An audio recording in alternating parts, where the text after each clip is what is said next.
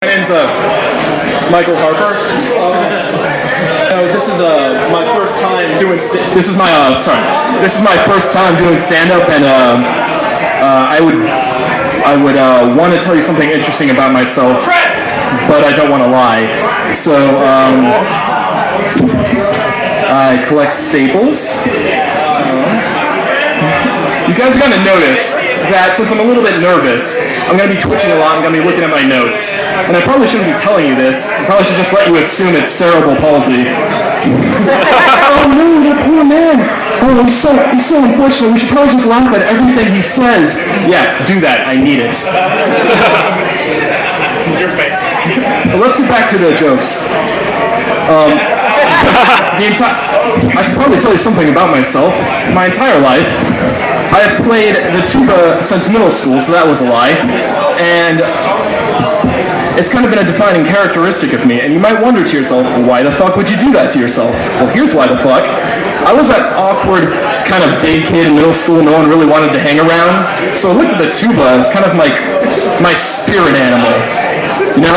I go up to my band director and I say to him, well, you mean it's obnoxiously bulky, everyone can hear me even when they don't want to, and it doesn't make me cool? It's like you get me.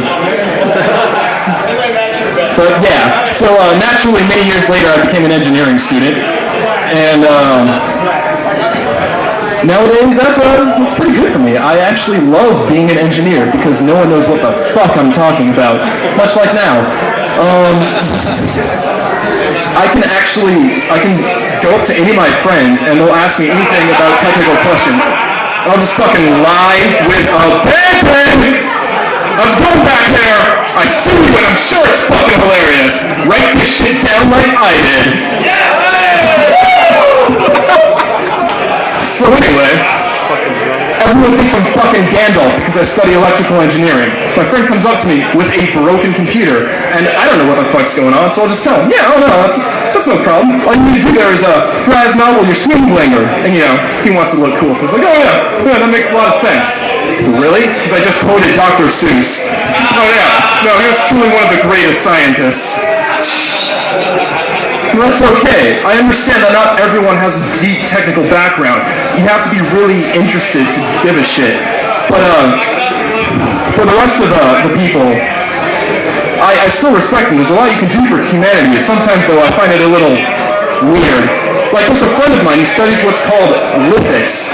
And just to let you know, it's the basics of stone technology and studying that shit, and it's a fascinating world for those guys. Let me reenact to you what a daily life for a lithics professor is like. Yep. Yep. And then we learn. But it's okay, because at least anthropologists get us somewhere in this world. They think about the human condition and actually teach us something. Fuck you, Harper. Which, I just fucking, look, fine, I'll tell you that piece of shit. No, next time I give you a compliment, I'll punch you in the eye, that's good. Alright. So, but, see, they do stuff for us. But then it leads us to questions like, why would you study English? I don't understand. Oh man, I'm sure you're a good person. Just stay with me here.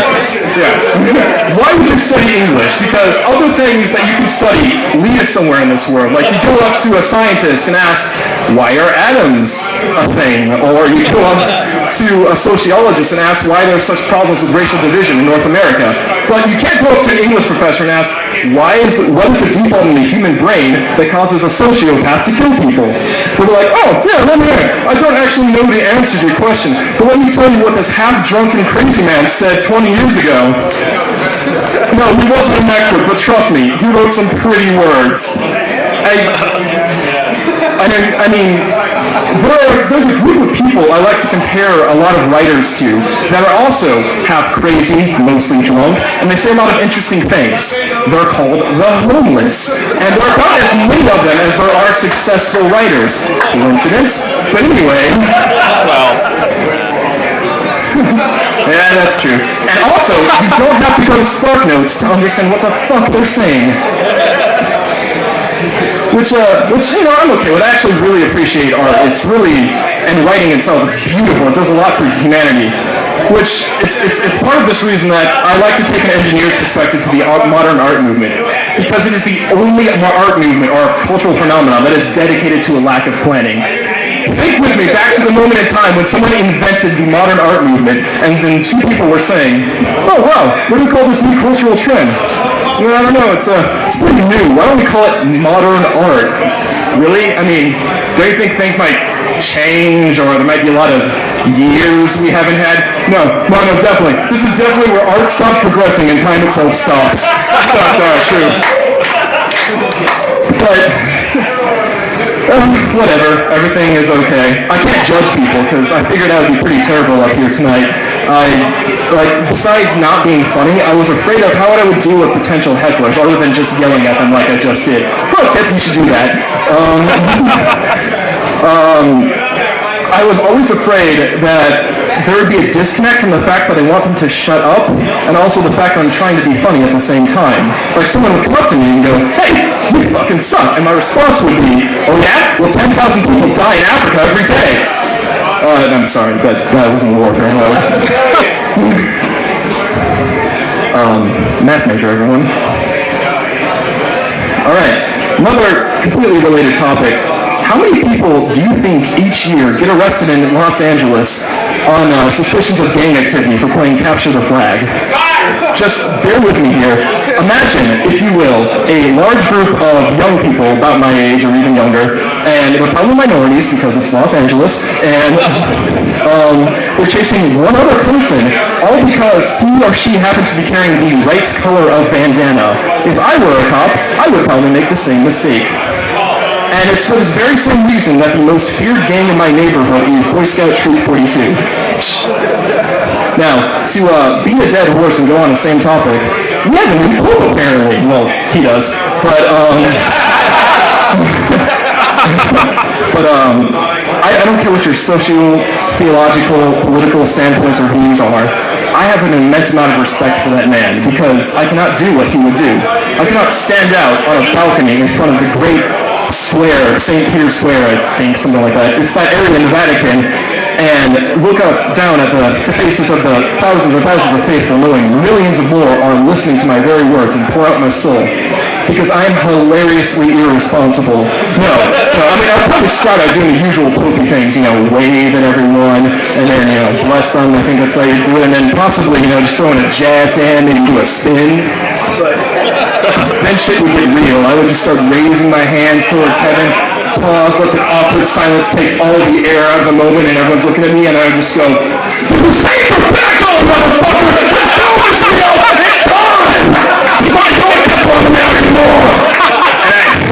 Besides the fact that everyone's flipping shit, especially the media, and God help us, because the Middle East is going to be glowing, but I hope there's that one guy in medieval Knights Templar armor goes, "Fuck yeah, I've been waiting for this!" Puts that shit on, gets on a horse, and rides to Jerusalem. Just to let you know, Italy is not very close directly to the Holy Land. That guy's a hero. Alright, got one last note here. I would respect that man because a part of me, I always love dramatic things. Just to think about them, being something that's really funny or something that's really done and executed very well. But I also know that as myself, that's never going to happen in real life. I would probably, let's imagine there's a scene where I say 12 orphans from a burning building and everyone's super grateful. They're looking at me to do something, to say something really inspirational, really cool to tie off the moment. And all I can think to do is, looking down at these little kids, prepare for my grand exit, finally walk out into the sunset. All I probably would have would be like, "Harper away!" Nah, pathetic, fuck you kids. That's all I got. Thank you guys, you're pretty awesome.